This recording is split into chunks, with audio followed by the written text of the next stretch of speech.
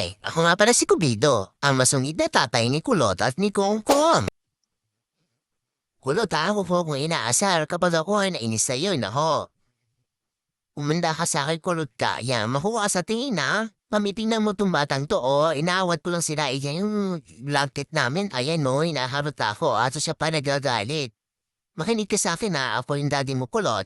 Ayan, tingnan mo naman po si Coco, nilalaro ang aking matabang asawa. Ayan, napakamahal kasi naman dabang asawa ko, hindi yan nagagalit. Ayan, kahit anong gawin ng mga anak ko sa kanya, ayan, okay lang. Tingnan niya naman, nagkauntok-untok na sila sa ilalim ng cabinet.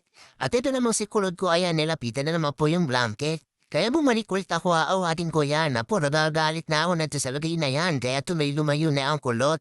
Pero susundan ko pa rin niya, baka kasi lumapit siya. Nakukulot na gamit ka umihi dyan. Ay, nakadiaper ka naman pala. Ikaw talagang bata ha, kulit-kulit mo kung saan ka umiihi. Ay, nakakapagod kayong awatin.